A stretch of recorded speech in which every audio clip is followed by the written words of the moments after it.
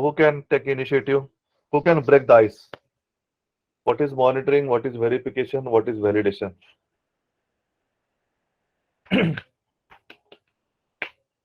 Not remembering?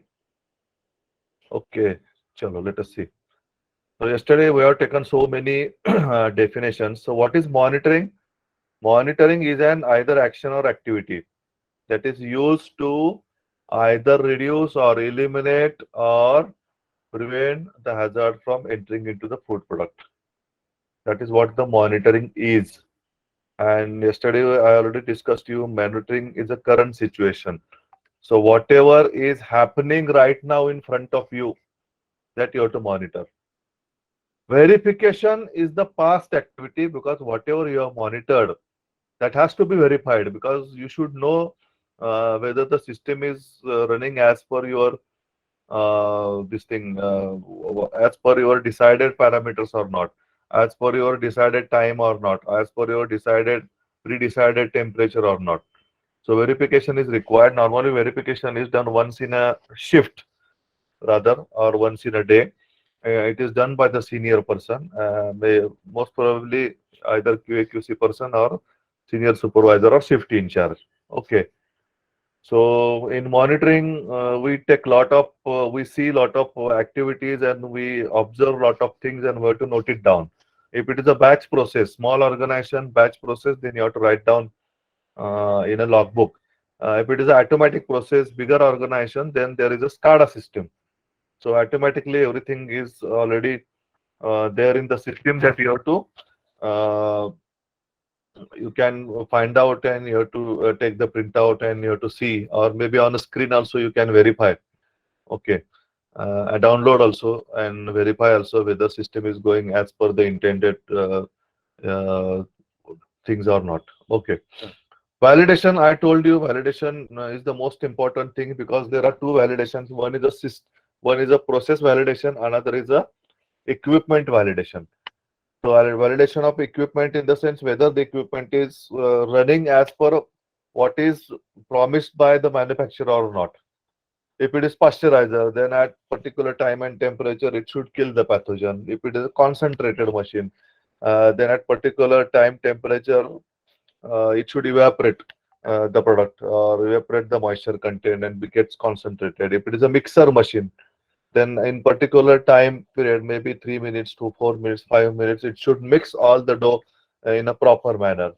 Okay, so this is called as machine verification. Sorry, machine validation, equipment validation, and process validation is I told you just to see what see if you're having. I'm taking the example of orange juice. Just after 5 minutes, I will explain you all the processes about the orange juice.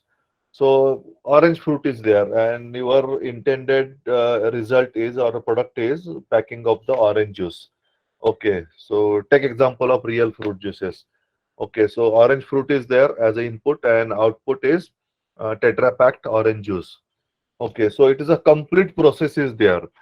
Okay, so when the product is manufactured as per the intended result, then it is called as process is validated. There should not be any deviation.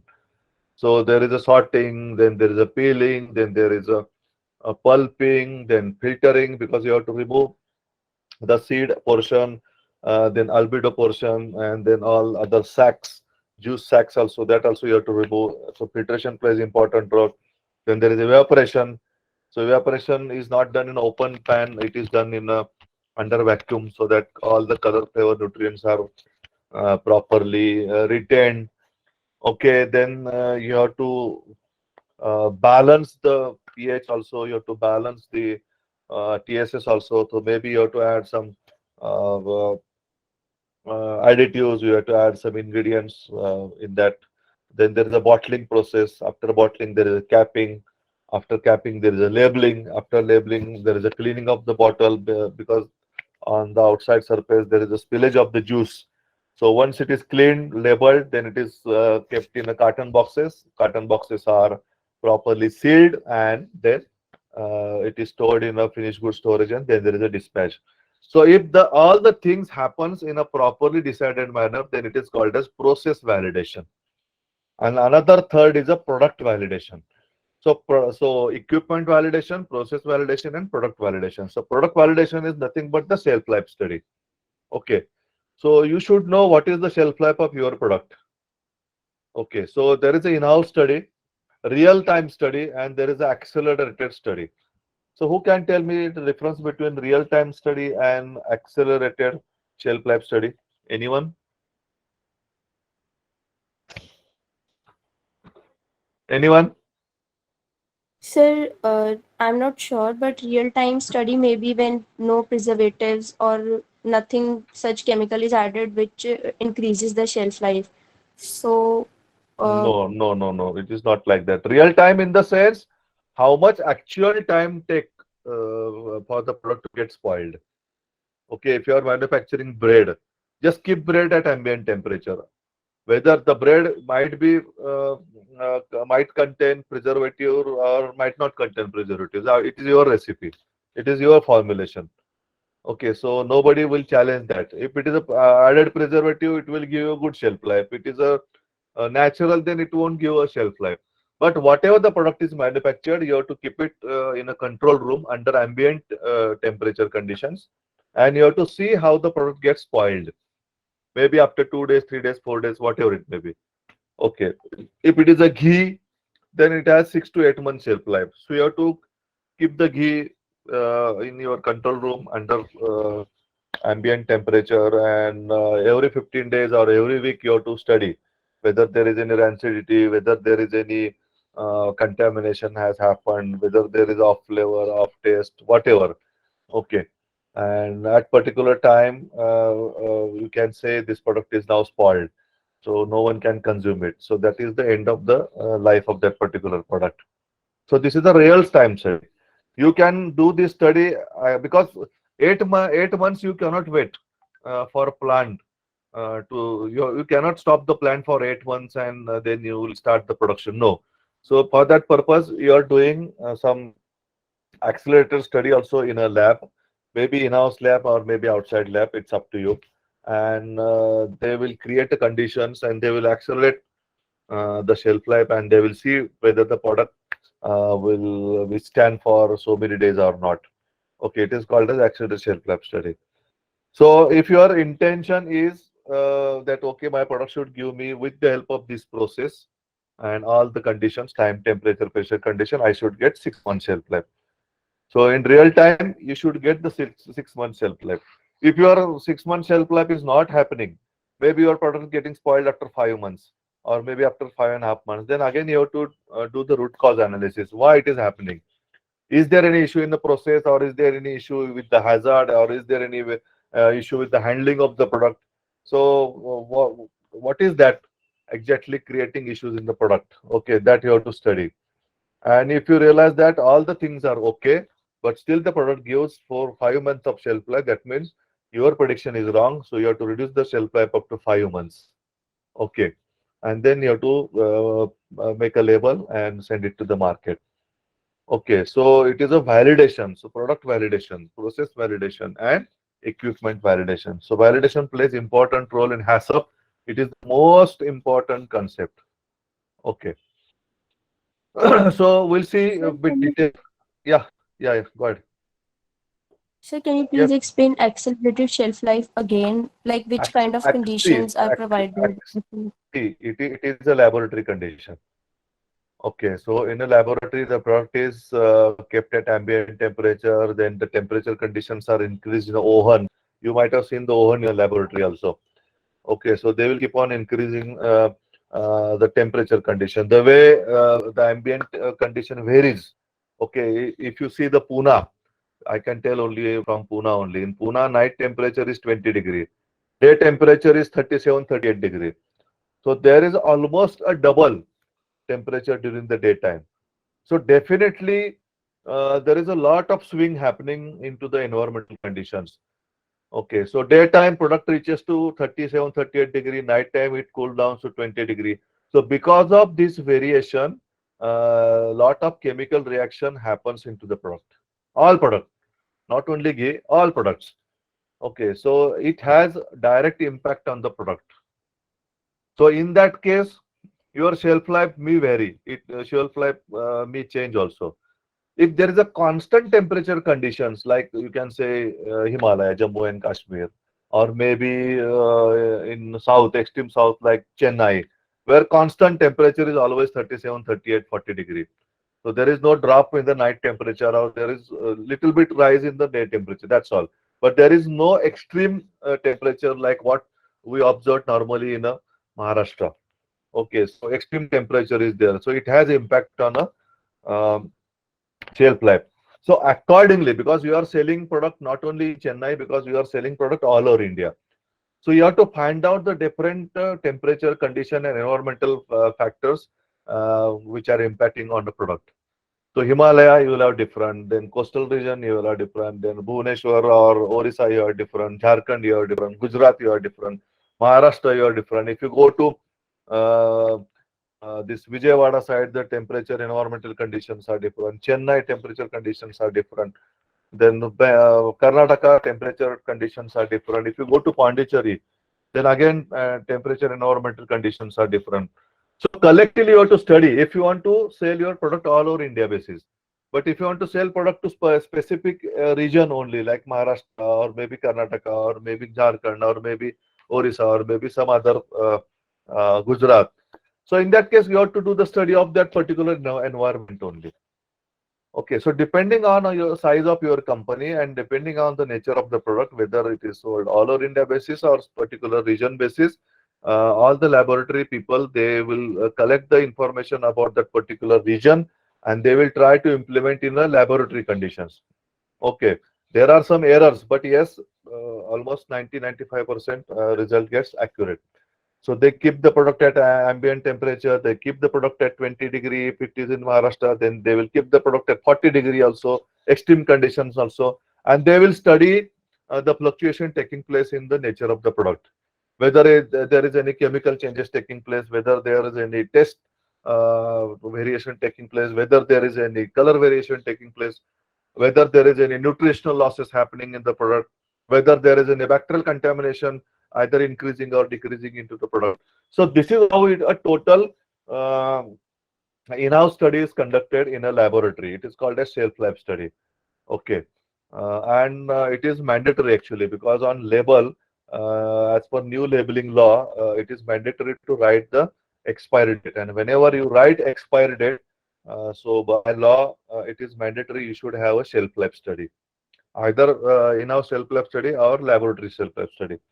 So that document you should have, record rather, not document, it is a record. So that record you should have.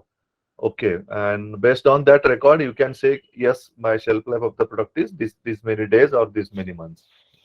Okay, so this is how the study is conducted. I hope I answered your question.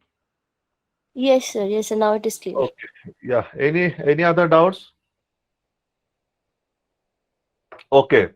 So validation is applied prior to an activity. Prior to activity in the sense, before the product goes to the market, the validation has to be conducted in the house. Just now I explained you. Okay, so you can see or check the capability of the product as per the intended results. Okay, monitoring is the current activity that also we have seen yesterday. So it gives the or it provides the information at that particular time, temperature, conditions. Okay, verification is what you have monitored is verified. These are the ISO definitions. You should by heart these definitions because since this is the ISO course, so you should know the ISO definition. So validation is obtaining the evidence. Most important is obtaining the evidence that the control measure, either it is a single control measure or combination of control measure, whether they are giving all these control measures are giving you a correct result or not. That is what the validation is. Monitoring is act of conducting planned sequence of observations. So sometimes if your plant is automatic, then there is a continuous observation, sequence of observation. It is a batch process, then every batch. So that's why it is use the word planned sequence. Okay. And if it is continuous operation, it is a continuous sequence. So control measure is under control. That means for example, pasteurization. Your control measure is 78 degrees centigrade, 15 seconds. So whether that particular pasteurization process is really happening at that particular time temperature combination or not. That is what the monitoring is. If it is a frying process, okay, so when at 160-degree temperature for 3 minutes or 4 minutes, frying of the chips, you can say. So 160 degrees centigrade, 4 minutes. So whether that particular process is happening at that time and temperature or not, that you have to monitor. And then verify. Whatever the result you got during the monitoring, that has to be verified uh, personally. Okay, so that is what the verification is. Okay, now why verification is required? Because PRPs plays important role. Okay, you have to select the PRPs, you have to control the PRPs, you have to monitor the PRPs, and then after monitoring, you have to validate the PRPs. This is most important thing. After that, you have to make a hazard plan. That also I am going to explain you today. So hazard plan also you have to verify whether your HACCP team has prepared a hazard plan properly or not. So that has to be properly verified. So these two verifications plays important role in the success of your ISO system or HACCP system. Okay, so input to the hazard, whether you have selected hazards properly or not, whether you have selected and implemented PRPs properly or not, whether you have found out CCPs and OPRPs properly or not. That has to be verified by someone. Okay, and that you have to decide within your team itself. Okay, so it is the responsibility of HACCP team leader to allocate the work among the member. Okay, so maybe the experienced person can do this verification activity. Maybe the medium experienced person can do some other activity.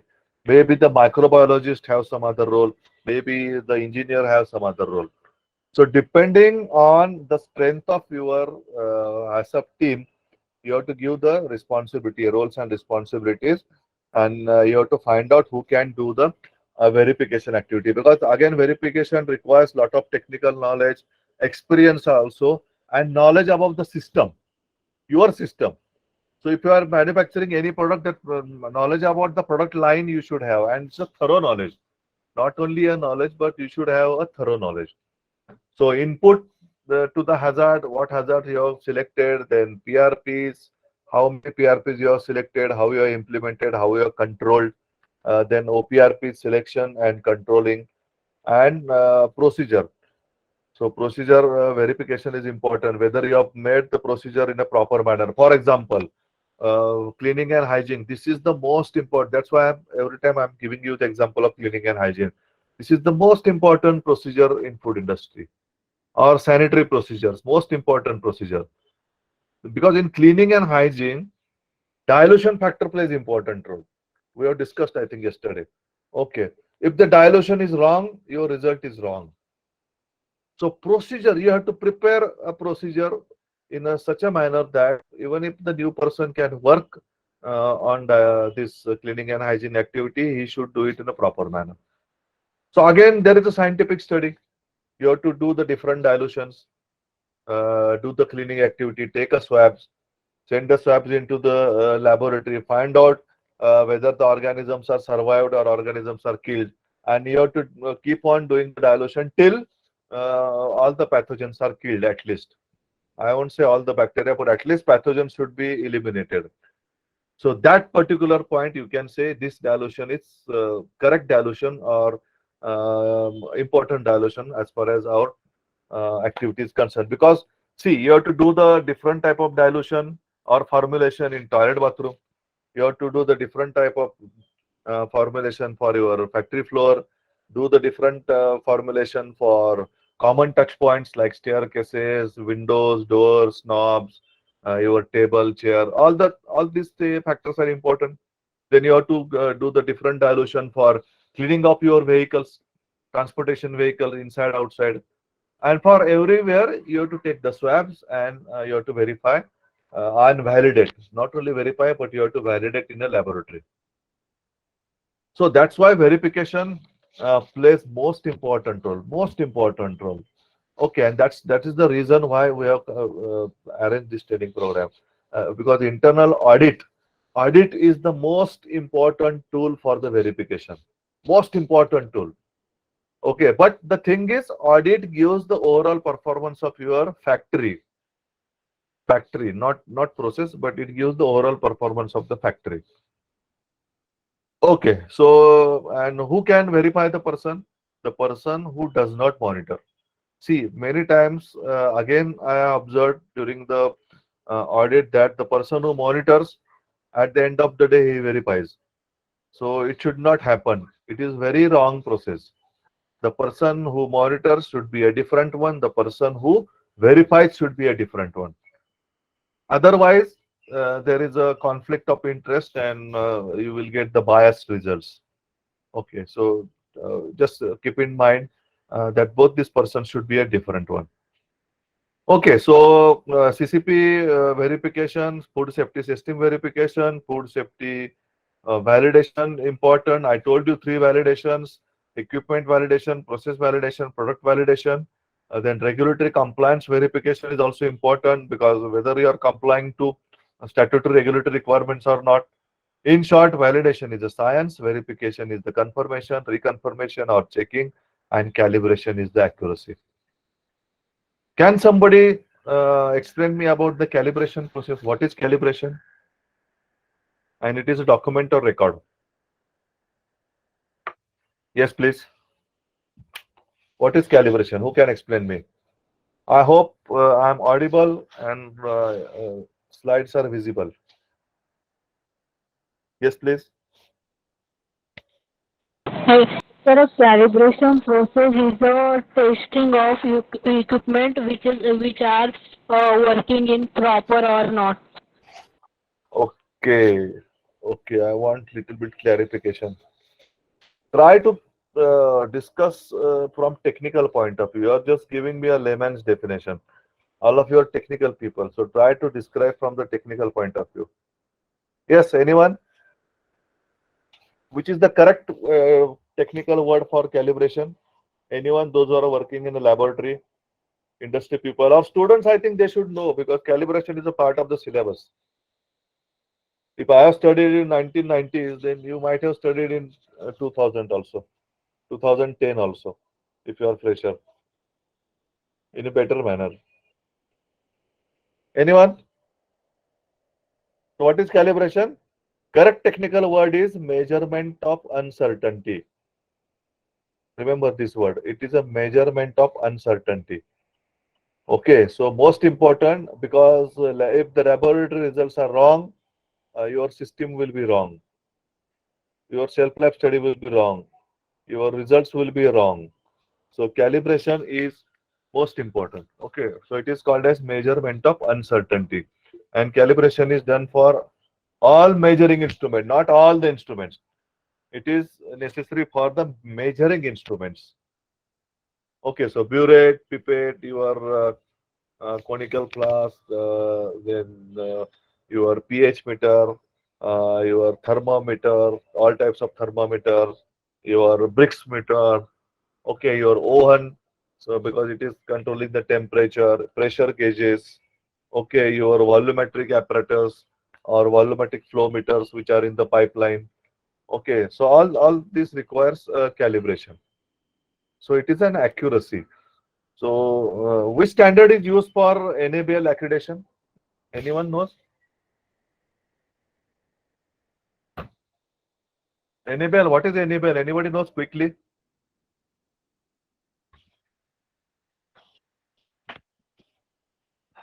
Yes, please. What is NABL? Full form of NABL. Oh my God. Okay, so NABL is nothing but the National Accreditation Board for Testing and Calibration Laboratories.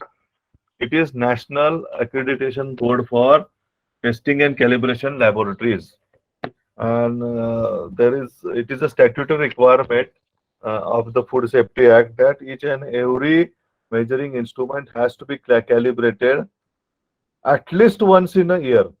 At least once in a year. Okay, so I will suggest you if all the if your measuring instruments are involved in CCP activity, then go for every week calibration.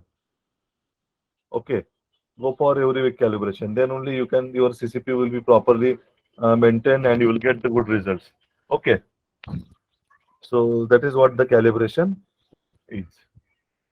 Okay, now control measure.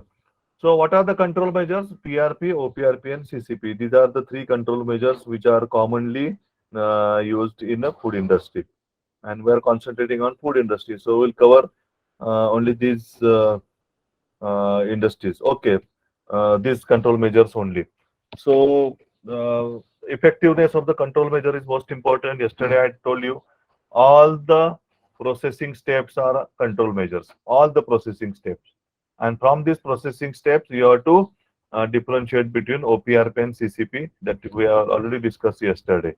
Okay, so out of these three control measures, which is the perfect one, how it is implemented, how it is controlled, how it is monitored, how it is verified, how it is validated.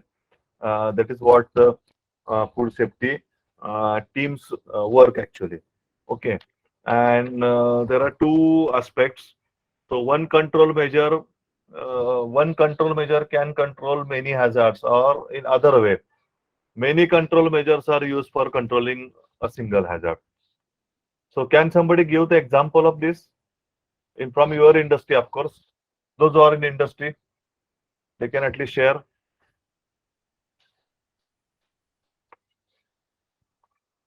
Is my voice clear?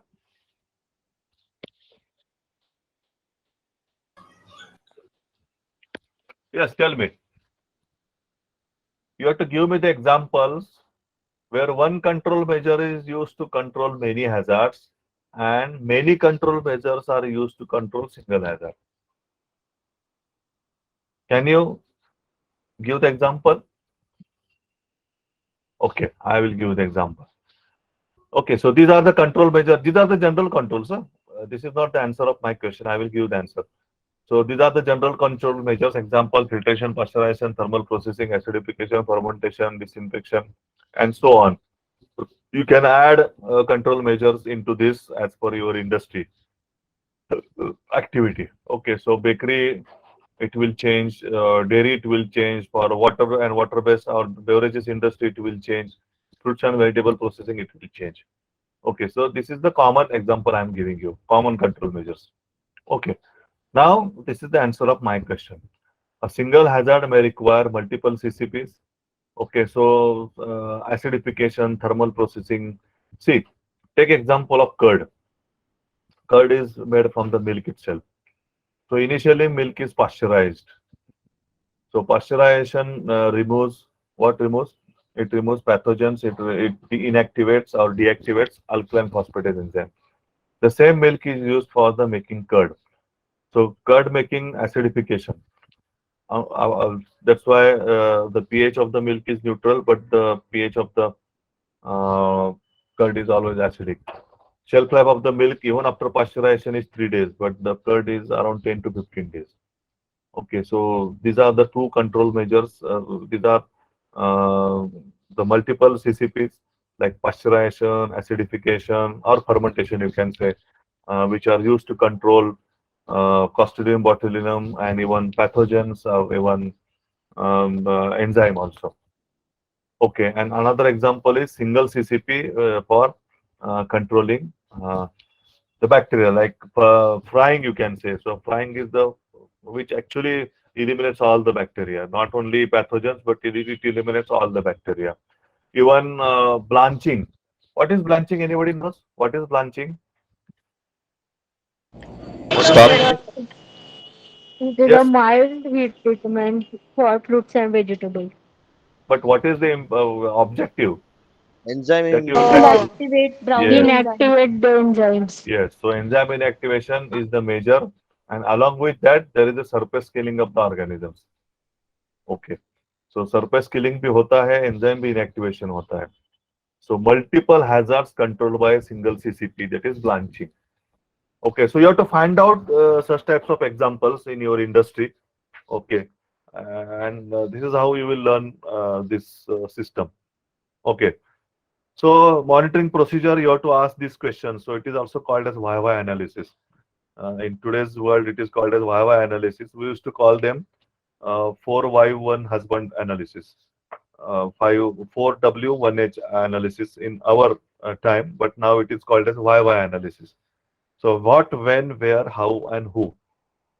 Okay, so I will just explain you by taking example of the baking process in a bakery. So what you monitor? Baking. When you monitor? During the batch. Whenever the batch goes into the oven, so you have to monitor the baking process. If you are having a continuous operation like Parle biscuit or Britannia biscuit or ITC biscuits, where companies manufacture round the clock, so it is a continuous operation. When continuous operation? When batch to batch operation? Where? In the on the shop floor itself, in the baking oven itself, or the baking belt itself. If it is a continuous operation, then there is a baking tunnel, you can say. So baking tunnel. How? With the help of digital thermometer, probe type of thermometer, manual thermometer, or SCADA system. So depending on your size of the organization, you have to answer this question. And who will do this? Definitely operator. Because the person who operates that particular equipment or operation, he is responsible for the monitoring activity. Okay, so this is how this monitoring is done. Okay, now look at the pyramid and please answer my question. Which is most critical in HACCP? OPRP, CCP, or PRP?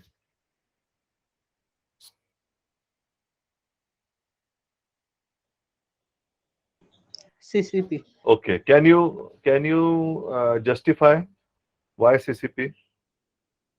Look at the pyramid and answer my question. So you said CCP, but can you justify why CCP?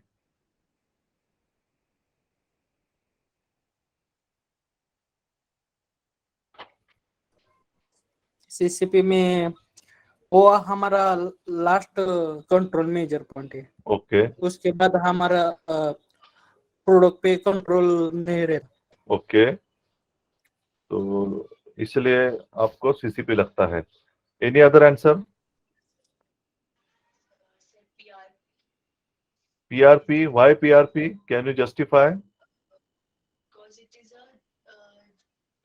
general process and initial process. Means उस पे अगर हमने initially काम नहीं किया, हाँ. then आगे जाके वो हजार बन सकता है. Okay. Can you give the example? Can you give the example? Keep your mic in front of mouth because your voice is very low. Yeah. Tell me with example.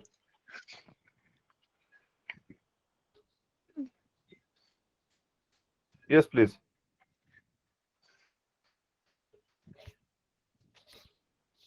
Yes, ma'am. Tell me. Yeah. Example of PRP, na? Yeah. Like जो general hygiene process है या personal hygiene है worker का, हमने वो maintain नहीं किया, तो फिर मींस अगर वर्कर का अगर उसमें कुछ प्रॉब्लम है, लाइक हेल्थ का इशू है, तो उसकी वजह से हमारे फूड में इन्फेक्शन हो सकता है, क्रॉस कंटामिनेशन, फिर आगे से फूड हो जाएगा वो. Okay. Okay. Any other answer? Only one answer is remaining now. So one candidate said CCP, one said PRP. Now somebody should say OPRP with justification. OPRP, sir. Yeah, justify, na? See, in HACCP systems, justification is most important. Even I don't know whether you are having exam or not. In examination also, marks are given for the justification only, not for answer. How you justify it? Okay, I will tell you. Actually, I gave you the hint. Look at the pyramid and answer. Okay, if you might have looked at the pyramid, and what pyramid says, PRPs are the base of the system, HACCP system. PRPs at the bottom, they are the base. And you should have a strong base. If you are having a weak base, then you won't be able to stand properly. So your foundation should be as strong as possible. And At the top, there is a CCP or HACCP system. So you should have as many PRPs as possible. At the same time, you should have as minimum as CCPs. Don't make so many CCPs. Make minimum CCPs. Most important steps only you have to convert into CCPs. And in between, you will have SOP, SSOPs, and OPRPs. If you find that there are some CCPs which are on edge, so we don't know whether you have to take them as a CCP or OPRP. So in case of dilemma, you make them as OPRP. But when sure short CCPs are there, then you consider them as a CCPs. So the correct answer for the most critical steps in HACCP is PRP. Okay, I will justify with example. Okay. Now you are in a noodles manufacturing company. It is a small company. It is not a big company. So many operations are conducted manually. Okay. Now you have maintained the OPRP, you have maintained the CCP in a proper manner, scientific manner. Your noodles are made safe from food safety point of view. And now on conveyor belt, that noodles are moving to the packing department. Okay. In packing department, you will have so many workers which are there deployed, and they are just keeping all the noodles into the packet, and they are manually sealing on a machine. Okay. Suppose 10 workers are working on a packing line. Out of 10 workers, 2 workers, they got a nature's call. उनको toilet bathroom जाना है, so they went to the toilet bathroom. While coming back, they did not wash their hands, they did not wash their legs, okay, and they did not sanitize either, and they came back and they started the work. Now the question is whether food safety is affected or not. Tell me. In this case study, food safety is affected or not affected? Yes, please.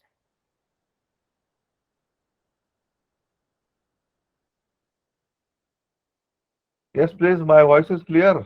Yeah, am I audible? Yes, sir. Yes, sir. You're audible. Yeah, please, please. I don't know what happened yesterday also and today also. I'm a bit surprised. Why there is loss of energy from your point of view. Till last uh, week, Yes, sir, actually, definitely affected. how? How? You have maintained the OPRP, you have maintained the CCP, and you said CCP is the most critical. Then how PRPs are affecting? If you remember yesterday's lecture, while explaining the difference between PRP, OPRP, and CCP, I clearly mentioned PRPs are for factory, right from the gate entry. But OPRPs and CCPs are only for the operations. Only for the operations. So whenever the plant is running, OPRPs, CCPs will be maintained. But if the plant is not running, that is shut down. That means it's a weekend. So during that time, only PRPs will run. So PRPs will run 24/7. But OPRPs and CCPs will run only during the operational activity is going on. Okay, so even if you have maintained the clear-cut PRP, OPRP, but since at the end stage where actual food safety has to be maintained and where people are touching your noodles without sanitizing their hand, or maybe few workers they are sneezing, or maybe the few workers they are just spitting or something while talking, there's a possibility of spitting also, or maybe few workers are having some skin diseases. Whole lot of possibilities are there. Okay. So in that case, there is a possibility. I'm not saying it will happen, but in HACCP system, we always see the possibility where the hazards can be introduced that you have to study. That is what the HACCP is. So that's why PRPs plays important role in a HACCP system, and that is the reason why in 2018 standard, this ISO has given sector-specific PRPs, not the general PRPs. So these are the sector-specific PRPs. I hope it is clear. It is clear? Yes, sir. Yes, sir. Okay, okay, thank you. So I will take the example of juice plant, and quickly I will cover this because I had enough explanation on this. Just I wanted to open your mind once again if somebody has missed it. So this is the ideal flow chart. You should draw a flow chart like this. Okay, but it is not 100% correct flow chart, but this should be the flow chart. Yesterday I explained you the various size and shapes used for the drawing flow chart. There are the principles. We have already seen the principles while drawing the flow chart. So receiving of the orange, then sorting of the orange, washing, squeezing out excess water, and then removing the juice, or you can say the pulping also. Then filtration is important, where you remove or even you segregate the juice from solid portion. Then concentration, because juice has only 8 to 10 degree Brix, but you have to concentrate up to 30, 40. So you have to concentrate it. That means in concentration, water is lost. Okay. Then filtration, waste is removed. Okay. Then there is a possibility of reconstitution also if the concentration is very high. So in that case, you have to add the water and make the balanced solution. Then juice has to be sent to the pasteurizer. Pasteurizers plays important role. Then bottle filling, capping, then X-ray, where X-ray you can find out all metal pieces if accidentally gone into the product. Okay. So if you find any metal pieces, then it has gone to the filtration system again. So you are not supposed to send this bottle into the market. That's why it's a rework. I have shown their rework as a filtration, again sent to the filtration. If it is okay, then dating. Dating in the sense it is called as labeling. So labeling of the bottles, then packing of the bottles, then arranging on pallet in a storeroom, then distribution.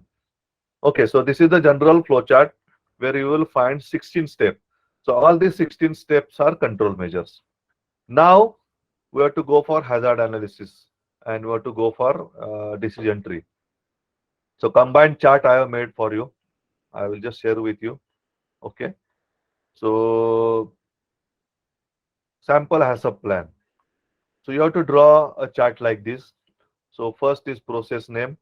Process name is the step, process step name you can say. Then potential hazard, chemical, physical, biological, 3 you have to find out. Then risk assessment. What is the definition of risk? Anybody? What is the definition of risk? Sir, it is probability into severity. What Yes. is the probability of occurring something and severity it can cause? Correct. So PO into S. So you have to find out the probability of occurrence into severity, then total, then whether you have to segregate whether it is significant or non-significant. Then you have to find out the evidence also, why it is significant, why not significant.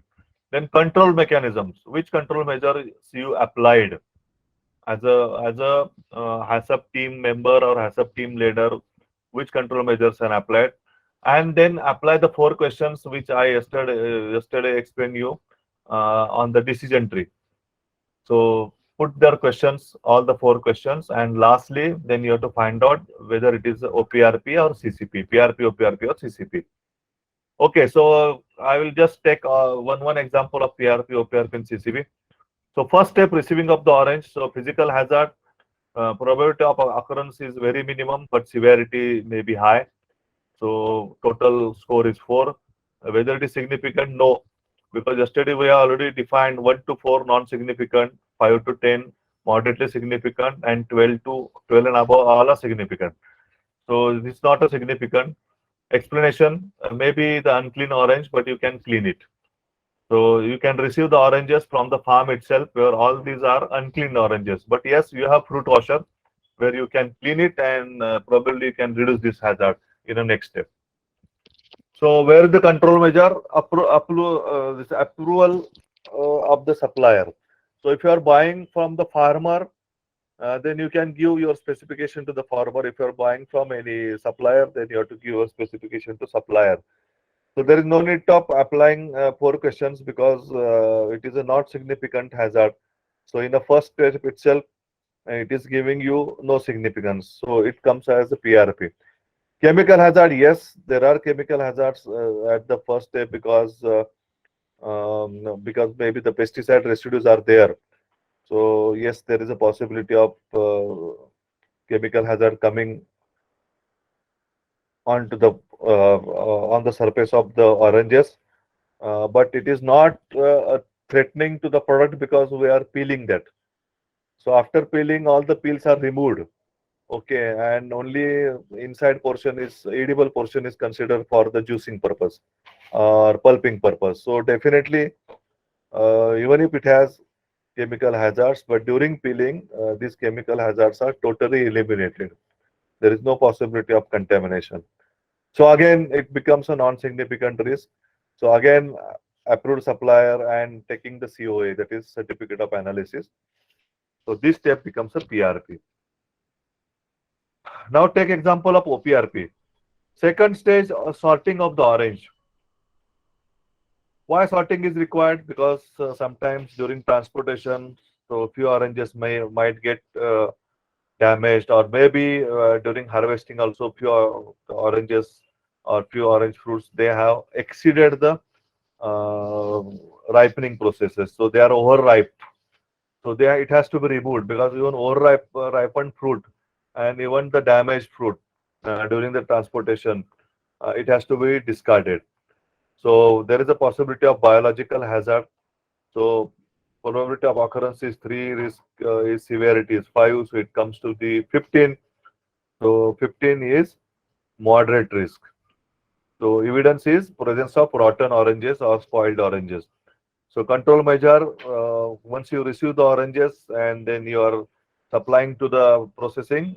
So during sending to the processing step, you have to do the sorting, manual sorting. So you can remove all the damaged fruits, you can discard. So you have to ask the question number 1, and so on. So it becomes a OPRP. Okay, so although it is not very significant, but yes, in future, if the OPRPs are not maintained properly, in future it may become a CCP. So if you don't remove the rotten eggs, then these rotten oranges, then these oranges will go for a pulping purpose, and all the bacterial contamination will go into the pulp or juice, and probably your final product gets damaged. So it becomes OPRP, and then CCP. So pasteurization is considered as a CCP, where physical, chemical, biological. So there are no chemical hazards because peeling is done. So there are no chemical hazards, only physical and biological hazards are there. But biologicals are most important. That's why we have designed the pasteurization process. So extreme possibility of microbial contamination. So 5 into 5 it becomes 25. So it is a significant risk because of the microbial hazard. So control measure is having pasteurization process itself, and once you apply this 4 steps in decision tree, at the end you will find that it is a CCP. So it's a clear CCP we found out. Okay. So likewise, you have to complete this activity. This is a homework for you. So you can complete this activity based on this chart, and this is the final flow chart you have to make. So in this flow chart, this is the correct flow chart. So we have to write all the parameters. So receiving of the RMH, in sorting stage, you have to write the rejection, checking time also. It is a OPRP. Then filtration system, you have to remove the undamaged filter. So you have to check the filter intactness of the filter every 1 hour. So it becomes OPRP second. Then orange peel and rework, if it is there, then it has mentioned in the flow chart. Okay. Pasteurization becomes the CCP, so it is ultra high temperature because it is a tetra pack packing, real fruit juice. So it is a tetra pack, so ultra high temperature 137 for 2 seconds. It becomes a CCP. After that, X-ray becomes the second CCP because there is possibility of metal pieces passing through into the product. So it is a second CCP. Okay, so there are 2 CCPs, 2 OPRPs in this process. Okay. So it is clear. Is it clear? Yes, Is it sir. clear? Okay. So इसके ज्यादा मैं अभी explanation नहीं दे सकता. I think I have spent enough time on this thing. This is the exercise for you. You can take as a homework and find out the HACCP plan for the noodles. Okay, just you try at home. Noodles. This is also a same complicated process like orange juice.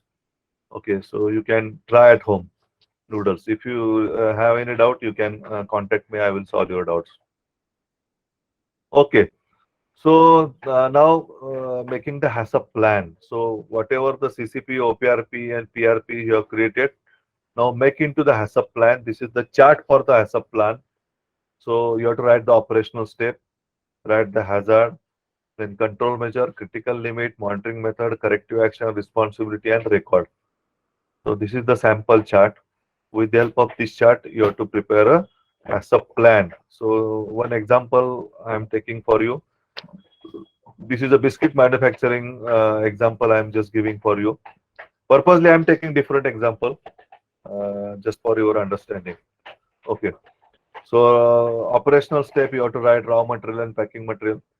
So operational step, you have to consider everything, raw material, ingredients, packing material also. Then analyze the physical, chemical, biological hazards. What are the control measure you applied, critical limits, monitoring method, correction, responsibility, corrective action rather, and record. Okay. So likewise, you can complete for all the 16 steps in orange processing and all the 12 steps for this noodle processing. And you can keep on practicing with the help of this chart. Again, I'm saying this is not a standard chart. This is the chart which I found is the simplest one and easy for your understanding. So that's why I have selected this chart. So many charts are available, but you start with the simple chart and then you go for a higher level version.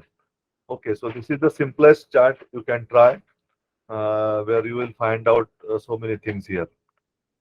Okay, so this is another example for your information. Okay, now clause number 8 point, this HACCP study. Any doubt? Here we have completed the HACCP study. I have taken almost 3 lectures for this. Any doubt in HACCP?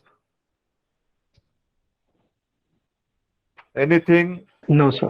you want to clarify? Okay, so we will go for another uh, clause, that is 8.9. Okay, so we covered in HACCP, we covered 8.5, 8.6, 8.7, 8.8. And now this is 8.9, the control of the product and process, non-conformity. That means if the product is non-conforming. Yesterday I took example of pasteurization of the milk. Okay, if the milk temperature is instead of 78, if it comes to 76, and the flow diversion valve is not opened, and milk is passed through the process, then it becomes a non-conforming milk. In bakery, so instead of 240-degree baking temperature, if you baked at 220-degree temperature, okay, and the product is manufactured, that means bread is manufactured. So in that case, product is non-conforming because at this temperature, the moisture still remains into the product. Anyway, bread has almost 40% moisture. If the temperature is low, then again the moisture content will remain. Maybe 50-55% moisture will remain. Even the fluffiness of the product will not be achieved. Okay, जो bread को अंदर जाली आती है वो नहीं आएगी, उसका वॉल्यूम नहीं आएगा. So total product becomes a non-conforming product. So in that case, what we will do? So this is what this clause tells us. So what to be done? What is to be done for the non-conforming product? Okay. So you will find lot many terminologies again here: correction, corrective action, and so many other things. Okay, so it is 8 o'clock. I think we should take 1 or 2 minute break and we'll come back again. Is it okay? Yes, sir. Yeah, please take 2-3 minutes break and come back.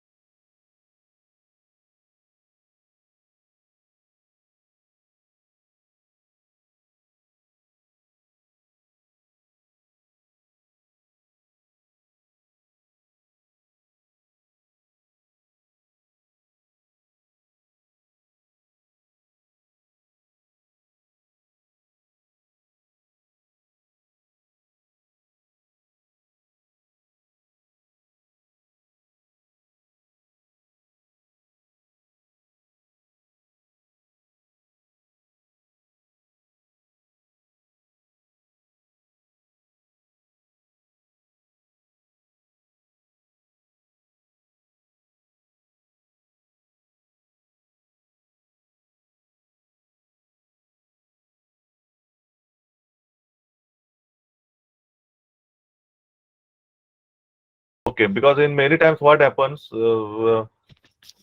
people just again take it back from one market and they send it to another market by changing the labels. This is also a wrong practice happening into the market, but it happens in a gray market, not in a uh, good market or other premium market. So this happens in a gray market, slum area or around that area. These things happens. Okay, so it is affecting the food safety. So please do not go for these bad practices. Okay, so now what is correction and corrective action? Yesterday we have just seen the definitions. Can you tell me what is correction and what is corrective action? Yes, please. Anyone? Corrections are immediate action taken. Okay. Corrective actions are Okay, corrective action is? preventing that. We are making sure that it will not occur again. Okay, you are ensuring that will not come again. Okay. Any other answer? Correction. Sir, after correction, analyzing the root cause and then coming out with a corrective action. This is the correct answer. So in a corrective answer, you have to go for root cause analysis. Okay, you should write in answer sheet, it is a root cause analysis. This is correct answer. Okay. So unless and until you don't go for root cause analysis, you won't be able to know what is exactly happening into the product or happened into the product. Okay. So root cause analysis, it is called as in medical language, it is called as postmortem, or I also call it as postmortem. So postmortem will give the exact reason of the death or exact cause of the death. The same way here also, after root cause analysis, you will find out the exact cause of the non-conformity or deviation, why the product is deviated. Okay, so this is what the corrective action is. Okay. So correction, this is the ISO definition. We'll go a bit deeper into this because this is also most important clause. So it is an action to eliminate a detected non-conformity. Okay, although it is written ISO 9000, it is common for all standards. So it is the action to eliminate detected non-conformity. It is also described as action that serves to fix the actual and immediate problem. So what is the actual problem? What is the immediate problem? They have to fix it. Okay, so example I have written here, any equipment's breakdown. So either repair it or rework it. Okay, so what is repair and what is rework? Because it is not same. What is repair and what is rework? Can somebody?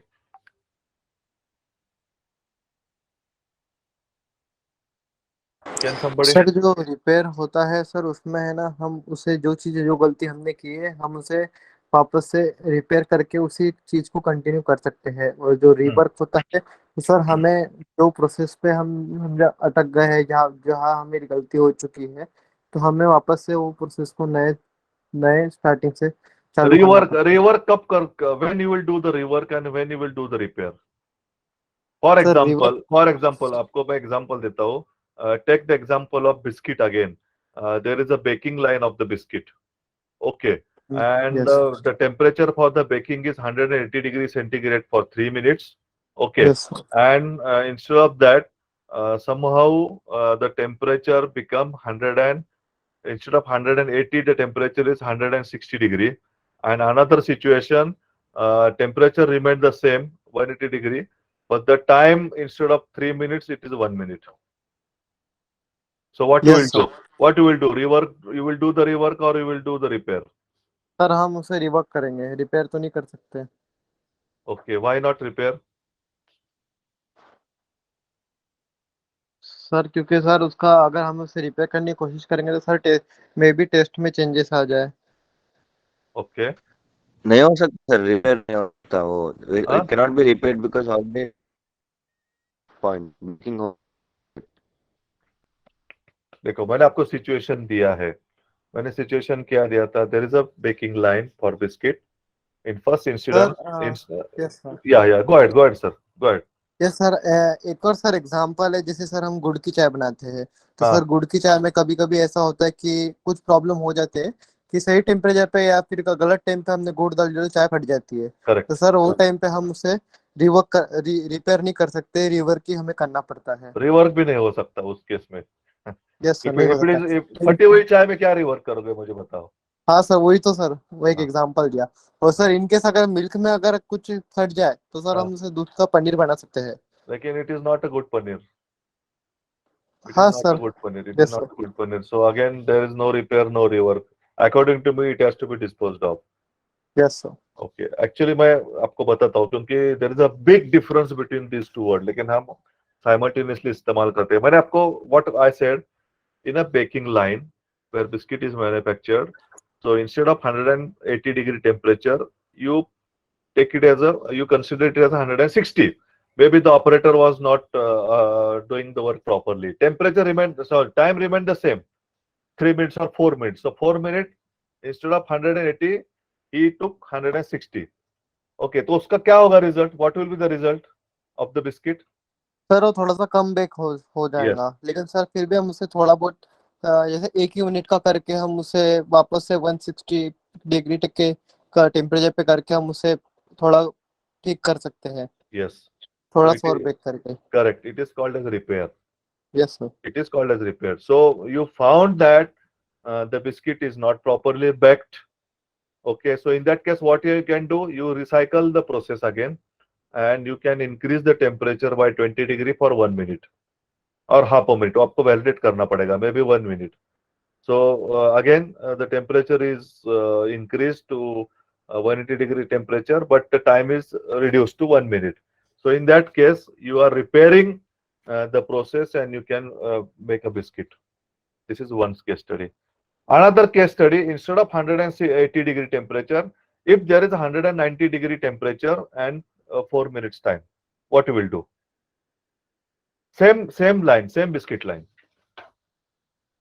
No sir, फिर उस time पे sir ज्यादा bake हो जाएगा, नहीं तो हाँ। फिर हमें 190 डिग्री टेम्परेचर तो सर टाइम तो कम करना ही पड़ेगा। No. What you will do as a technical person, forget about ISO, you are implementing ISO, because these things happens when you are working in industry. Many times these things happens. So Sir, in that time- case, you have to take the decision ना immediately. Yes sir, वो 4 minute और 190 degree temperature. हाँ।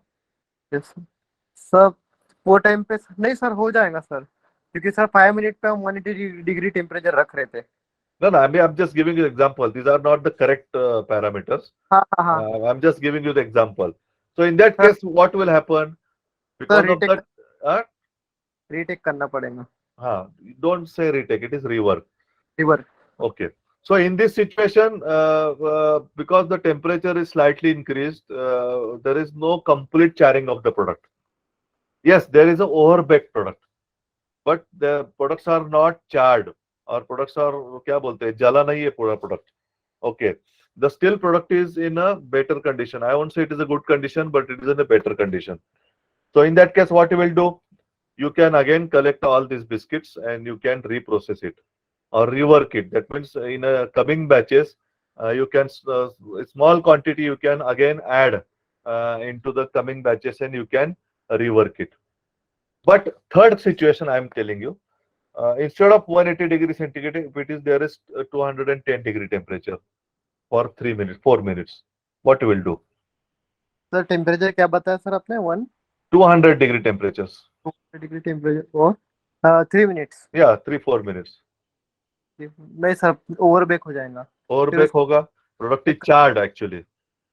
Yes sir. Okay, so product is not for reprocessing, product is not for repairing, product is not for repair, it has to be thrown away. Even the product is not fit for piggeries also.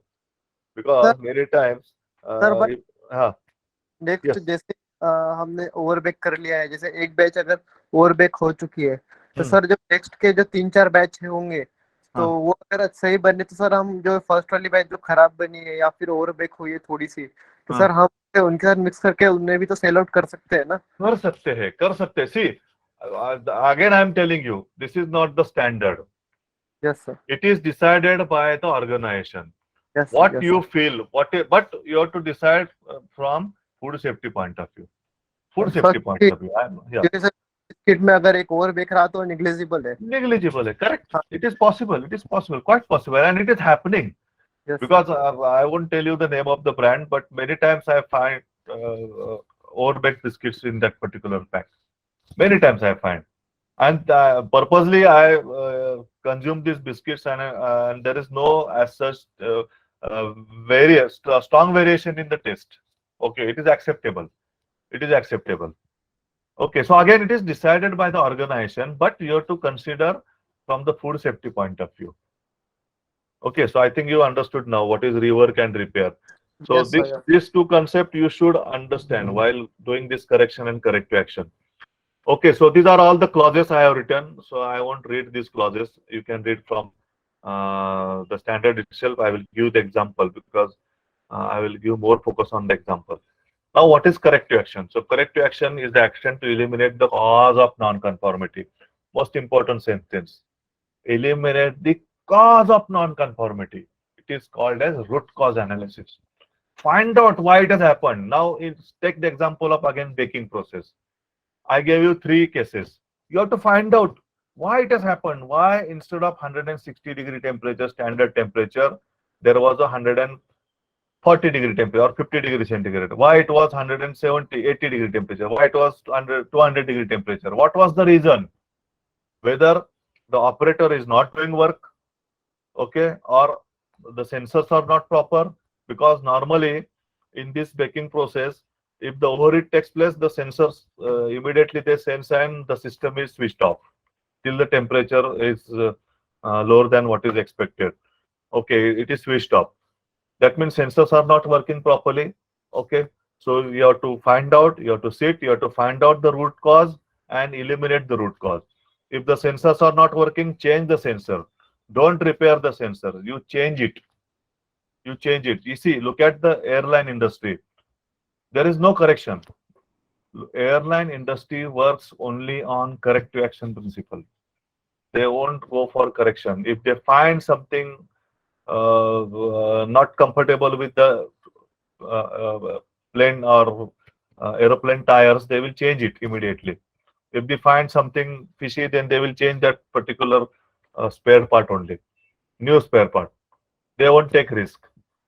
So this is how you should work. So go for root cause analysis, find out the cause of non-conformity and give the solution. Most important thing is this solution will be a permanent solution, and after that you must be happy because this problem will not come it again. Okay, so this is what the corrective action is. The equipment is broken down, find out the causes of the broken down and take the necessary actions. Okay, and sir prevent the, yeah. Sir एक question ये था कि sir ये जो rework और repair की जो problem, ये जो आप एग्जांपल्स दे रहे हैं, तो सर ये एग्जांपल्स में सर जैसे पैकेजिंग के भी आ सकता है ना? सर मैंने आपको क्या बोला है, आप गेट के अंदर एंट्री करने से वापस एग्जिट करने तक कुछ भी एग्जांपल दे सकते हैं। Yes sir. कोई भी तो दे सर सकते। हाँ। तो सर जैसे इन केस जैसे नॉर्मल सी जैसे हम एक 1 लीटर समझो पानी सेल कर रहे हैं, तो सर हाँ। 1 लीटर से समझो 900 उसको हम ग्राम में मेजर किए तो 910 ग्राम्स में यह होता है। हाँ। तो सर जैसे 1 लीटर से अगर हमें 910 से भी कम हो गया, तो मेरे इंडस्ट्री में, हमारी ऑयल इंडस्ट्री है, तो सर उसमें है ना 910 से भी कम हो गया तो प्रॉब्लम जाती है, तो सर हम उसे रिवर्क करते हैं। तो सर और अगर ज्यादा हुआ तो चलता है। तो सर बाकी जैसे इंडस्ट्रीज है, जैसे लेज हो गया, तो सर उसमें ऐसा होता है कि बताते बहुत ज्यादा है और रहता कम है। तो सर उस पे नहीं जो नहीं कोई भी नहीं, I don't ऑफिसर think, से because whatever you are saying that is also rework rejected example, but it comes under statutory activity. Whatever example you are giving now, see, there is a labeling law, there is a Weights and Measure Act. Yes sir. Have you heard this name, Weights and Measure Act, or it is called as Yes sir. Meteorology Yes Act? sir. Yes sir. Meteorology Act. So if this thing happens, then you will be punished. Probably your license is suspended. License Yes is sir. suspended because it is a cheating, na. It comes Yes, under sir. the cheating activity. If you are selling, if you are saying 1 liter of the oil, that is 910 grams of the oil, instead of that you are giving them 850 grams of the oil. Okay, now the cost of the oil is around 120 rupees, 30 rupees a kg, and if you are giving 50 gram less, so that means you can find out. So almost 7-8 rupees you are earning. That means you are cheating customer for every 8 rupees. Okay, so instead of 150 rupees, he is paying almost 158 rupees. That is what the case is. So as per Metrology Act, actually, it is punishable offense. They will probably initially they will give you the warning, they will give a small punishment, but if it persist again and again, then in that case your license may get suspended. Okay, excess, there is no law. You can give the excess. Anyway, now there are so many last 5-6 years. There is a fad in the market. 5% extra, 10% extra, 12% extra, 13% extra. Okay, so it happens. So giving excess is good for customer, but giving less is bad for the customers, and again it comes into the law. Okay, so definitely you can do the rework. Okay, there is sorry, repair. You can do the repair, but not rework. Okay, so all these packets you have to take it back, then open the packets, remove the oil, reprocess it again, and again go as per the standard what you have decided. Okay, in Lathe case also, it's a very big company. I don't think they are selling less than what is committed on the label. I think they are selling some 20 grams or something, 18-20 grams for 10 rupees, but I don't think they are selling less than that. Okay. I hope it is clear. Yes, sir. Okay. So correction and corrective action. So again, the definition of non-conformity as per the ISO requirement. So non-conformity is nothing but the non-fulfillment of the requirement. Okay, so whenever any requirement is not fulfilled, for example, take the example of you. You said instead of 1 kg, 1 liter oil, by mistake, actually the oil is maybe 900 ml. So it is a non-conformity. So because you are not fulfilling the requirement of your whatever you decided, or it is you are not fulfilling the statutory requirement. Okay. So when you do not fulfill what is required by a standard or statutory requirement, then it becomes a non-conformity. So what are the types of non-conformity? Can somebody? Types of non-conformity?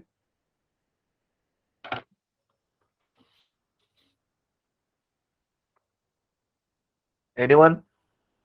Okay, so there are two types of non-conformity. Actually, we'll see this in audit standard, but since the reference has come, I'm just taking the reference here.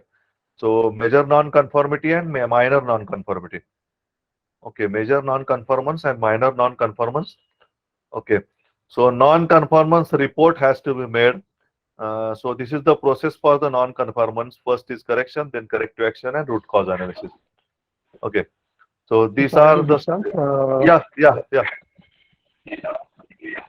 I think there's one more NC, that critical NC, if I'm correct. Your voice is actually breaking. So can you repeat it again? Hello, I'm audible, sir? Yeah. Okay. Sir, please correct me. Is there critical NCs one more added in that? Critical NCs you can add. Yes, you can add. Yes, no issues. See, again I'm telling you, this is not the standard. So you have to define. That's all. Okay, what you define is your own standard. Okay, but these are the two major major two types. Okay.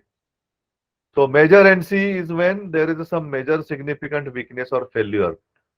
It is called as major NC. So your example becomes the major NC. If you are selling less than what is expected, then it becomes a major NC. Okay, and whenever the major NC happens, so that means your brand value is actually at the stake into the market. Okay, brand value is at the stake. Okay, so this Nestle issue, you might be knowing that noodles. So it was a major NC. Okay, major non-conformity. So brand, it was a big loss to the brand Nestle, company like Nestle. Okay. Root cause analysis is the continual factor or casual factor that if corrected would prevent the recurrence of the identified problem. I call it as a YY analysis. So in that case, you sit together as a HACCP team and find out the reason. Ask question why. If you did not get the answer, again ask question why. If you did not get the answer, again ask question why. So till you get the answer, you have to ask the question why. So it is called as root cause analysis. Okay, so these are the 5 steps for root cause analysis. 4 steps rather. So define a problem. So 5 why and 1 how, 1 H question. So what, when, where, who, why, and how. Then define the process, identify the possible causes why this has happened.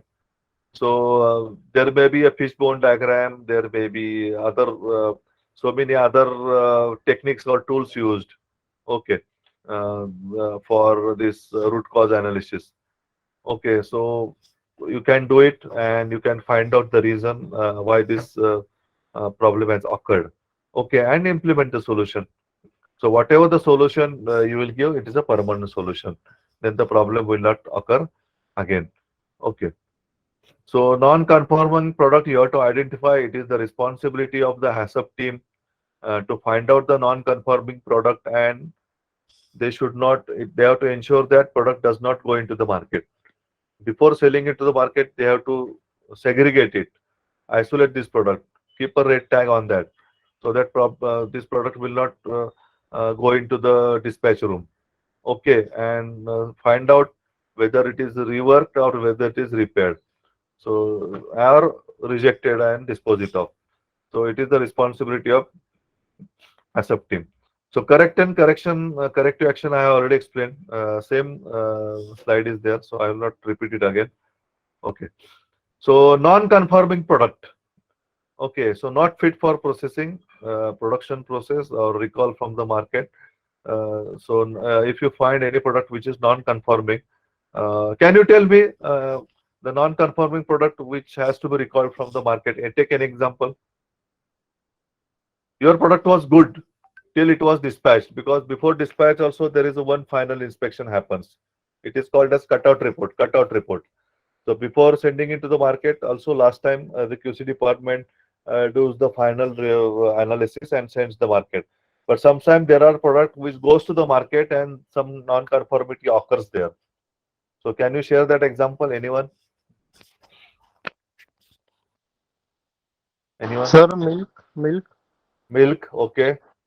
If it is not stored because milk has storage conditions, or all the products which have specific storage conditions, if your retail outlet did not match or perform these storage conditions, in that case product becomes a non-conforming product. Okay. Anything else? Chocolate. Chocolate, how? How it is? Explain Bread, करो sir. थोड़ा. Bread. थोड़ा सा explain करो ना. What happens to bread? Bread, fungal, this thing, sir, means. That means before the shelf life, fungal growth in the bread.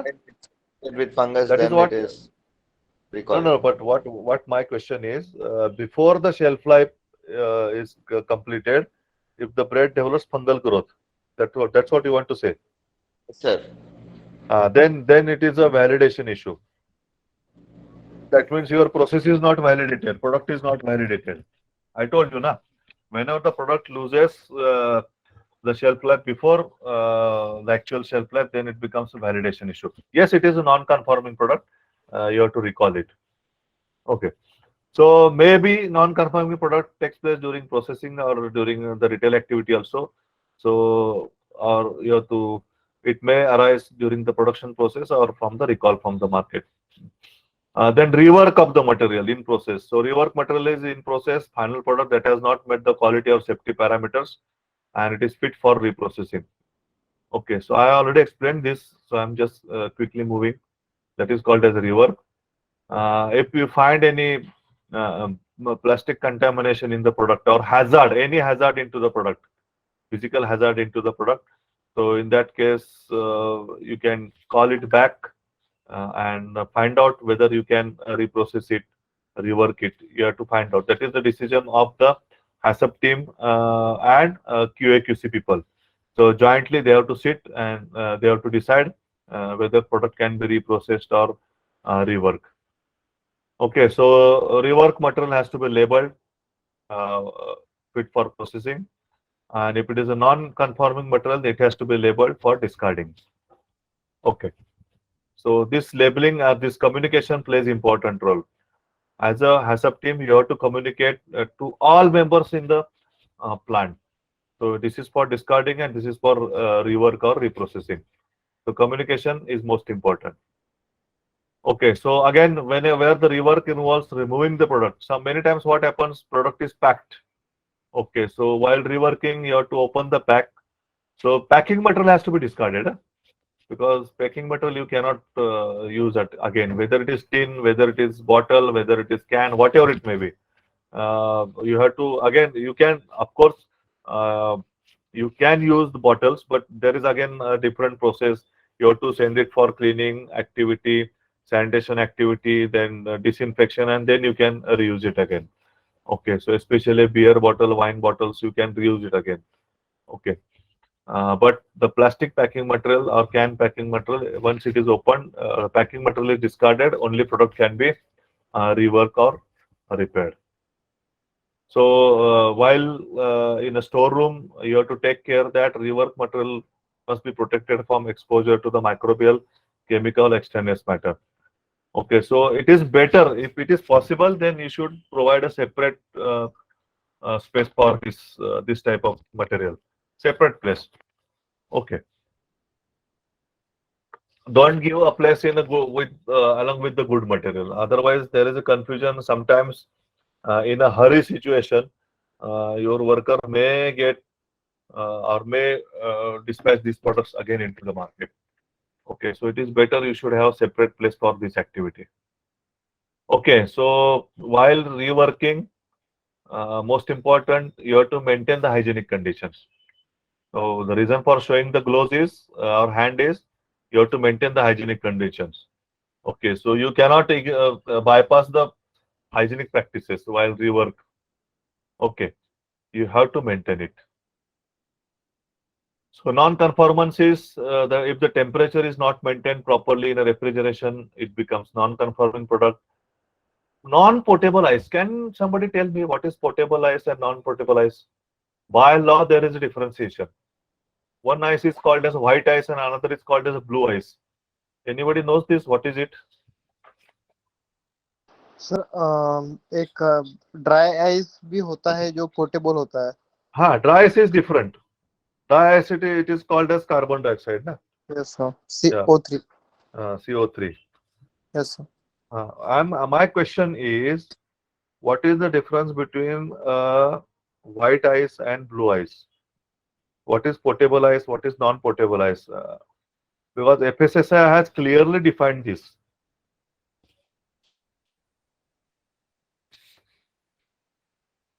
Anybody knows?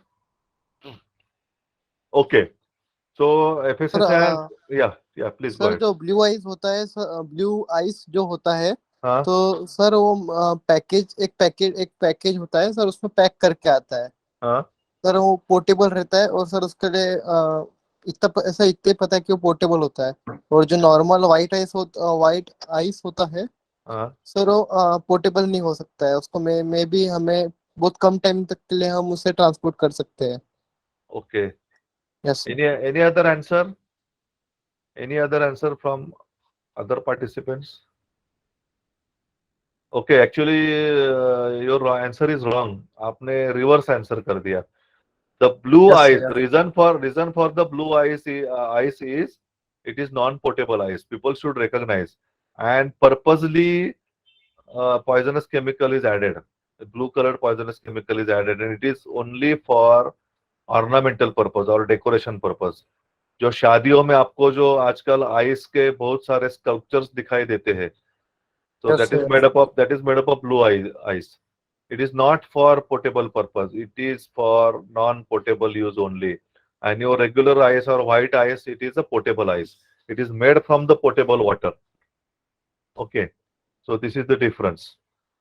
Okay, so non-potable ice becomes a non-conformity if the for your non-vegetarian products, if the receiving temperature is not maintained, like -18 degree. For frozen chicken, frozen mutton, it is mandatory you should receive the material with -18 degree temperature. If you don't receive material with -18, it becomes a non-conforming product. Okay. Then even wrong labeling also, or non-standard labeling also become a non-conforming product. I will give the best example. Just I remembered.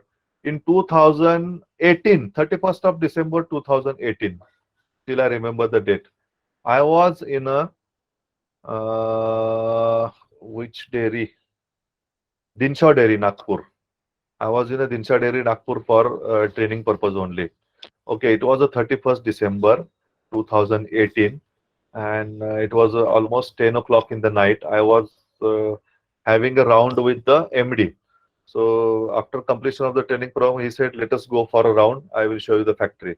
So I was taking round with the MD.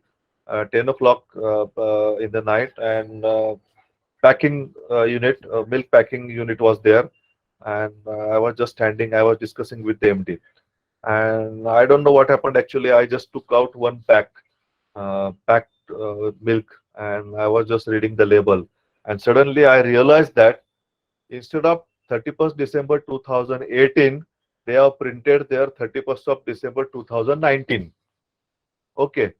So I got this mistake, and suddenly I showed it to the MD, and immediately production was stopped, and three vehicles were already gone out for dispatch purpose.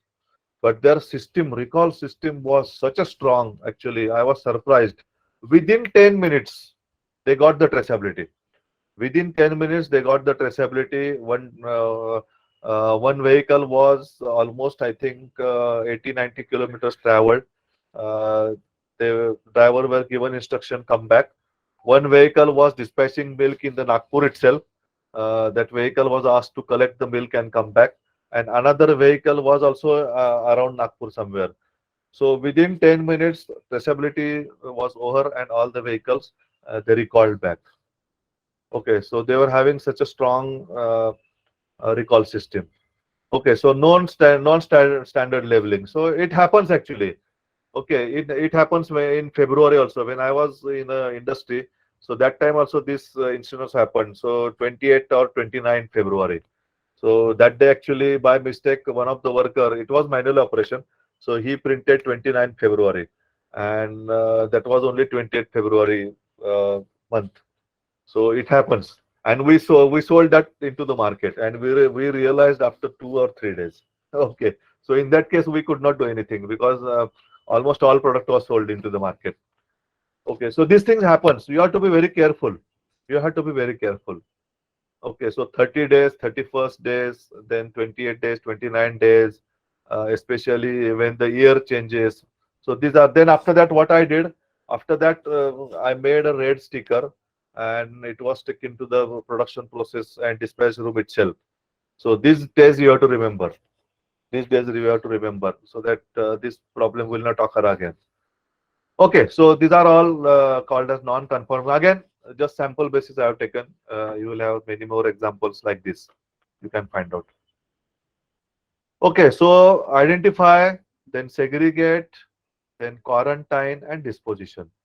So whenever there is any non-conforming product, this is the standard process. You identify the non-conforming product, segregate it immediately. Okay, quarantine it. During quarantine, you have to decide whether it can be reprocessed or discarded. So discarded, that is disposition. This is the standard process. Okay, so disposition. So these are the various ways of disposition. Either you can use it or rework it or return to the vendor. If it is a raw material or ingredient, you can return to the vendor. If it is a finished good, then you can scrap it. So how to scrap is most important thing. Normally it is sent to the piggeries or poultry farms or for animal feed, but please do not throw it away into the local dustbins. So throwing food into the local dustbin is not allowed. Either you have to send it to the piggeries or fish food or animal feed, okay, or poultry farm. But you have to ensure that that product goes to the poultry farm or animal piggeries. Okay, it should not be diverted to the market again. That is your responsibility. Your, in the sense, food safety team's responsibility. Okay, so this is how you can do the tagging. Okay, so incoming inspection, while incoming material, that is receiving of the material, raw material.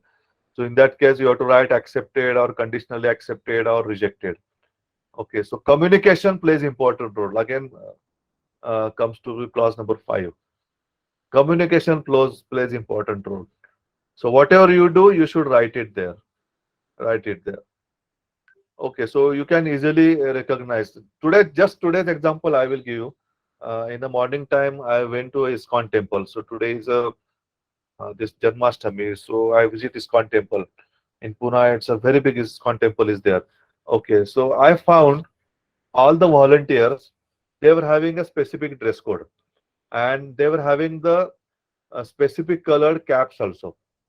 Specific colored caps. So I asked one person, one of the devotees from that area. So he said, "Ki based on the color, we can identify which category that devotee belongs to." So they were having white cap, they were having, I think, a blue cap and orange cap. So 3 caps I found, and based on the cap color, they can recognize for what purpose that devotee is there. Okay, it's a voluntary activity, but based on the category, they have given the different type of work. Best example. Okay, so this is how you can do it in your factory. So tagging is most important. It plays most important role for food safety, because it has most important role for the food safety activity. This I already discussed, so I will not take it. This is the non-conformity report. This is again sample. It is not a standard. So every organization has their own non-conformity report. Okay. So you can make it your own way also. Okay, but non-conformity report making, it is called as NCR report, non-conformity report. But as per the law, so not law, as per this ISO 22000 standard, whenever you find any non-conformity, a report has to be generated. This is mandatory activity. Report has to be generated. Okay. So what is the format of the report? It is up to you. You can develop a number of formats. You can use your own formats. So many formats are available on net also. That also you can refer.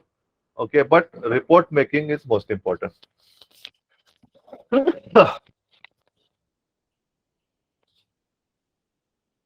Okay, so what are the highlights of this clause?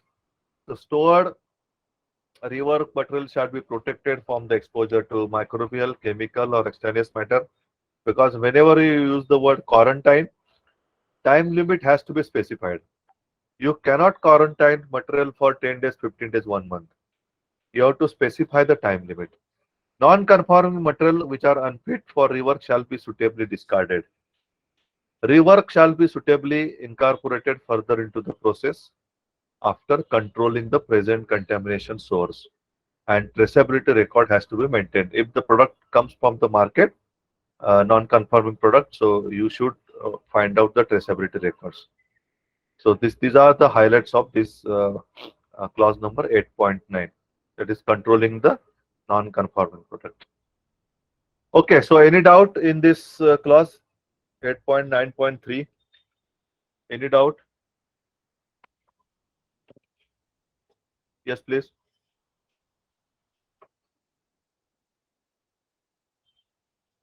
Yes, please. Because 8.9.3 and 4 both I have explained with the same slide. Okay, so handling of the potentially unsafe, in the sense you are discarding it. Either you rework it or discard it. Okay. So this will not, again I will report. Okay. So any doubt in clause number 8? It was a very big clause. Yes, please. Yes, please. Can you hear me?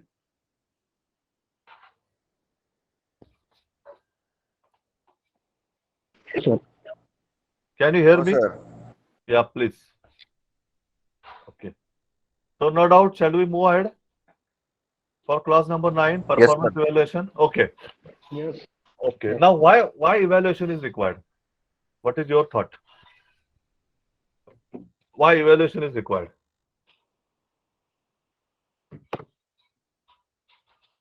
Tell me, what is your thought process?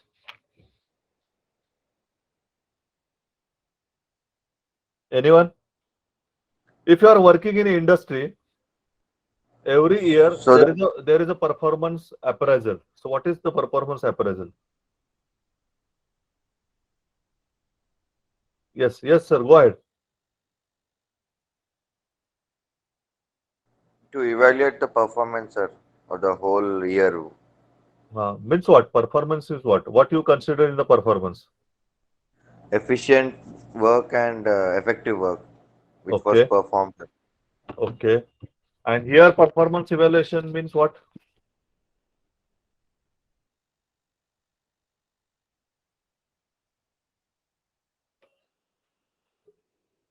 Performance of the operations without any non-conformity. Okay. So as per standard, because we are following 22,000 standard. So as per standard, whether the system is made, system is implemented, that you have to check, and system is performing as per the standard. That has to be analyzed somewhere. Okay, so this is what is written in this clause number 9, that is performance evaluation. So system performance evaluation. Here, none of the performance of the employee is considered, but the system performance is considered. Okay, so these are the various steps, what needs to be monitored, methods of monitoring, when to be monitored, how the results are analyzed, how the results shall be analyzed and evaluated also. That organization has to determine. Organization in the sense, see, top management or HACCP team. Okay, so in the clause number 4, 5, 6, 7, it was a planning cause, 8 was implementation, and 9 is the performance evaluation. Okay, so what needs to be monitored, measured, that we already seen. You have to write down on a piece of paper what needs to be monitored and how it is measured, whether it is manual operation or batch to batch operation, or it is a SCADA system or centralized system, that you have to write properly. Okay, methods of monitoring also you have to write it down, and analysis. So analysis is nothing but the verification. Okay, you have to analyze whether monitoring system is properly working or needs to be upgraded at certain point, needs to be upgraded. Okay, so I will tell you the example. In 1990s, we used to use these glass thermometers. Okay, but after that, once the ASAP is introduced, glass thermometer was banned in the system because glass is a hazard. Even mercury is also a fateful hazard. So glass thermometer was only allowed in a laboratory, but not mercury. It was an alcohol thermometer. So system was upgraded. So only alcohol thermometer, but glass thermometer, which was allowed in a laboratory, but not in the processing hall. So processing hall, that time, probe type of thermometers introduced. Probe type of thermometers, stainless steel probe type of thermometers were introduced, and digital, you can see the values. So there is no need to go and check it. You can just see the value and you can write down. Okay. Now, again, there is a modified version of the digital thermometer as there. SCADA system has developed. So SCADA system does the analysis of everything, not only for time, temperature, pressure, but performance of the equipment, performance of the person, performance of the product. Everything is analyzed by the SCADA system, and it is there. And a lot of backup is also there. So you can find out the data from previous data also. Okay.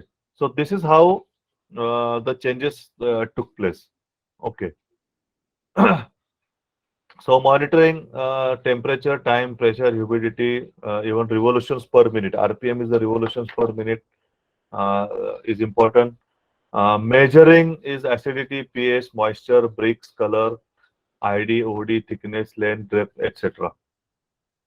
Okay. Analysis, that means data is collected during the monitoring and measurement. So that data has to be analyzed. Okay, MRM, management review meeting, I will explain you. That is the next slide. And evaluation. See, analysis and evaluation. So evaluation and data, that is interpretation. Analysis, you can only analyze the data. But after analysis, if you are having one product, take example of the bread, and last 10 days you have analyzed in the laboratory, chemical analysis and bacteriological analysis. So you got the 10 different reports. Okay, so you have to keep the 10 different report in front of you, and you have to evaluate it, and you have to find out whether there is any sharp fluctuation in microbial analysis or in chemical analysis or not. Okay, if you find sometimes in the maybe within from the 10 days, 1 or 2 days, if you find salmonella, so you have to immediately take action. Why salmonella has arrived into the product? What went wrong? Because this also I experienced in dairy industry when I was working. I used to take the swab of worker every day. That was the regular practice. Okay, and one day I found salmonella and I think staph aureus. 3 or 4 workers swabs were found to be having salmonella and staph aureus. So immediately we took the action. So we changed the solution, hand sanitizer solution. Immediately we changed it, and we brought a solution which is effective against Salmonella, E. coli, Staph aureus, and Staphylococcus also. So this solution I got from the market, and we used it, and again analyzed the swab activities, and I found it was okay. Okay, so after evaluation, you have to take the decision. As a ASAP team leader, immediately you have to take the decision.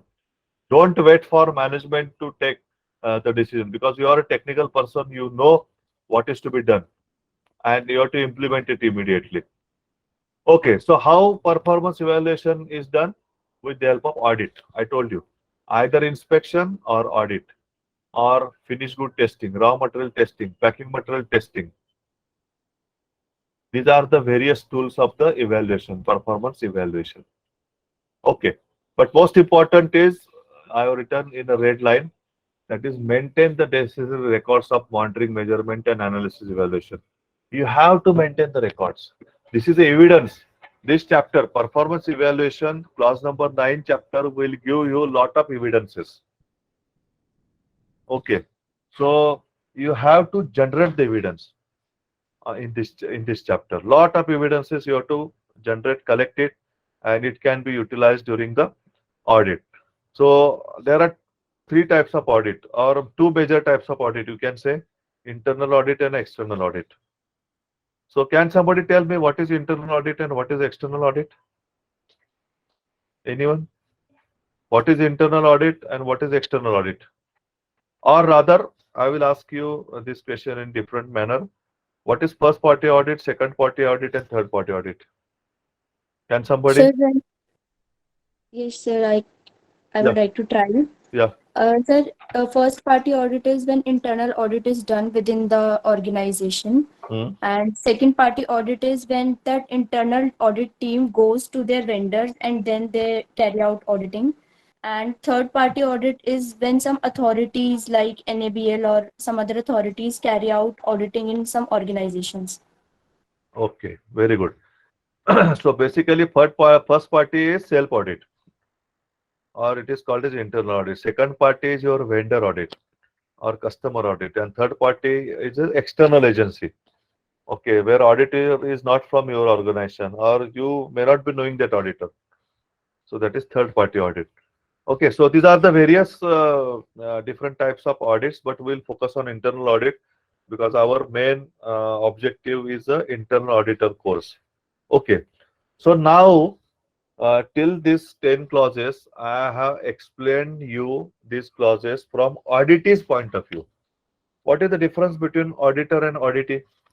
Anyone? Difference between an auditor and auditee?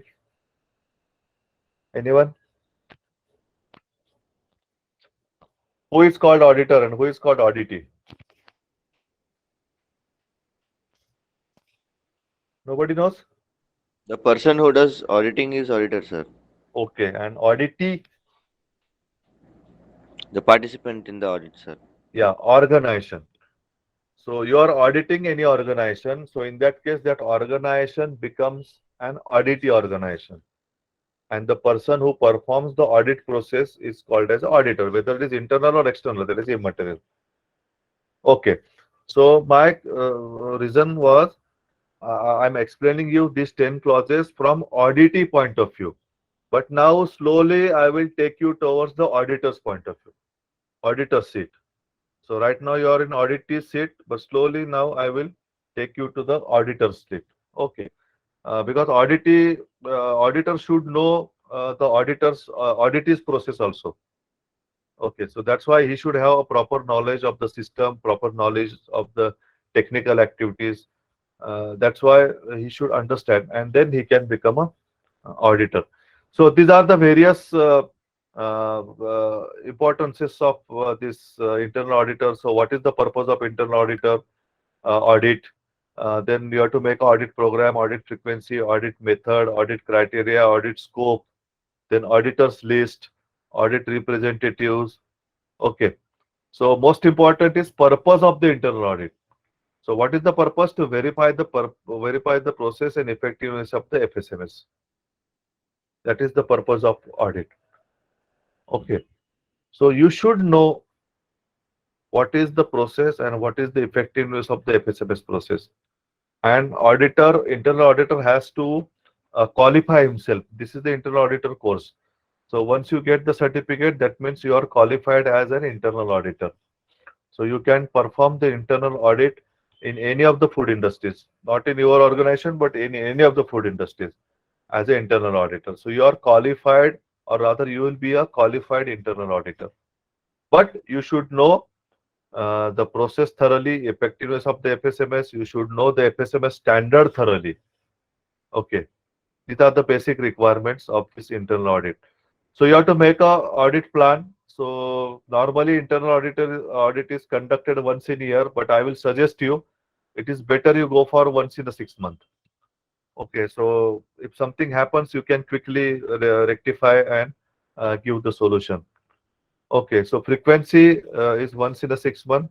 Audit method for internal audit, it is a comprehensive audit. It's a detailed audit. But for external audit is always on a sample basis. It is always on a sample basis because it is not difficult. It is not easy for external auditor to complete the audit within a stipulated time when he verifies all the processes. So he chooses 1 or 2 samples or 1 or 2 products, and he goes for the detailed audit. Okay, so auditors list maybe one internal audit or maybe more than one internal audit. It depends on the organization. So when you become an auditor, then other people who are participating in the audit becomes the auditee representatives. So maybe department wise or process wise or whatever the method you are having. So basically it's a department wise is the best commonly accepted method. So there are department audits. Okay, so department wise these people become the representative.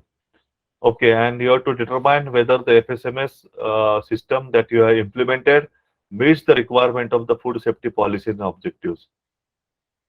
Okay, after that audit, you have to find out the non-conformities, then segregate the non-conformities as major non-conformities, minor non-conformities. If there is any major non-conformity, then there is a method correction, corrective action, and root cause analysis, and maintain the record, because internal audit report is most important. If the internal audit is not conducted or the audit is conducted but the report is not made, it becomes a major NC as far as this ISO standard is concerned. It plays important role. So you have to make a proper report. Okay, so I think it's 9 o'clock. We'll continue with this internal audit tomorrow. I hope there is a lecture. Tomorrow is Saturday. Yes. So there is a lecture tomorrow. So we'll continue with this. If you have any doubt, we can discuss it right now. Any doubt? No, sir. No doubt. Okay. So thank you. We'll stop here and we'll meet tomorrow, 7 o'clock in the evening.